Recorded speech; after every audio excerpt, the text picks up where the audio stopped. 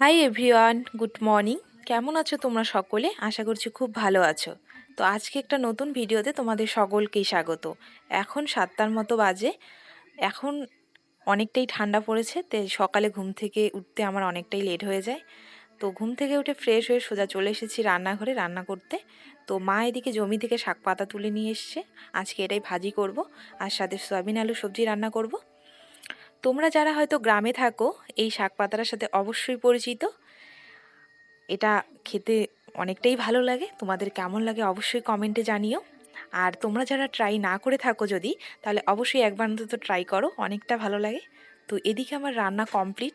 এরপর আমি সবাইকে খেতে দেব, এরপর নিজেও খেতে বসবো। তো তারপর চলো, তোমাদের সাথে দেখা হচ্ছে। খাওয়া দাওয়া কমপ্লিট করে রুমে কিছুক্ষণ রেস্ট করে আমি একটা মক টেস্ট দিয়েছিলাম আরপিএফ এসআই এর, যেহেতু আমার সামনেই আরপিএফ এর পরীক্ষা রয়েছে। আর আমার পরীক্ষাটা যেহেতু সেকেন্ড শিফটে রয়েছে, তাই আমি এখন চেষ্টা করছি যে 12টা 12:30 নাগাদই মক টেস্ট দেওয়ার। তো আজকে আমি তোমাদের সাথে শেয়ার করব আমি মক টেস্ট কী করে অ্যানালাইসিস করি, কারণ এই চাকরির পরীক্ষায় মক টেস্ট অ্যানালাইসিস করা অত্যন্ত জরুরি।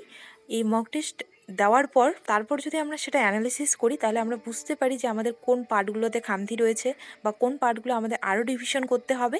তো সেটাই বুঝতে পারি। তো এই ছিল আজকের মক টেস্ট।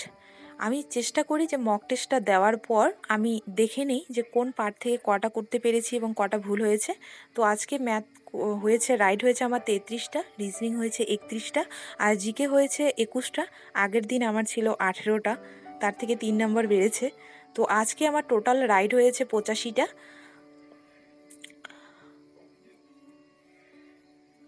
আর এটা হচ্ছে রাফ পেজটা। এরপর এটা দেখে নেওয়ার পর আমি দেখে নিই যে আমার কোন কোশ্চেনগুলো ভুল করেছি আর কোন কোশ্চেনগুলো আমি অ্যাটেন্ড করতে পারিনি।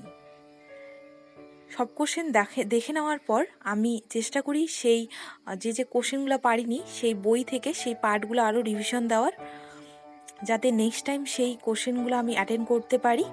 তো এইভাবেই আমি মক টেস্ট অ্যানালাইসিস করি।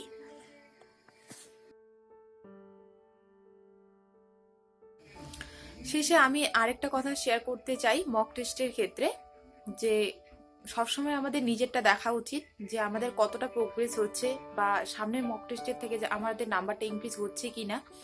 অনেকে অনেক ভালো স্কোর করে, তাই বলে নিজে ডিমোটিভেট না হয়ে নিজের প্রোগ্রেসের দিকে ধ্যান দেওয়া উচিত। কারণ অন্যেরটা দেখে আমরা যদি ডিমোটিভেট হয়ে যাই, সেটা আমাদের পরীক্ষার হলে অনেকটাই ক্ষতি করে, কারণ সেটা আমার সাথে হয়েছে। তাই আমাদের সবসময় নিজের প্রোগ্রেসের দিকে ধ্যান দেওয়া উচিত। তো যাই হোক, আজকে ভিডিওটা আমার এই পর্যন্তই থাকলো। তোমাদের কেমন লাগলো ভিডিওটা অবশ্যই কমেন্টে জানিও। আর দেখা হবে তোমাদের অন্য একটা ভিডিওতে। ততক্ষণে সবাই সুস্থ থেকো, ভালো থেকো। হয়তো সামনে আমার পরীক্ষা আছে, পরীক্ষার আগে হয়তো ভিডিও দিতে পারবো না, পরীক্ষার পরেই। আমার যেহেতু 13 তারিখ পরীক্ষা রয়েছে, তোমরা অনেকেই জিজ্ঞেস করেছো কত তারিখ পরীক্ষা। আমার 13 তারিখ পরীক্ষা রয়েছে, পরীক্ষা দেওয়ার পরেই তোমাদের সাথে দেখা হবে। তো চলো, টাটা।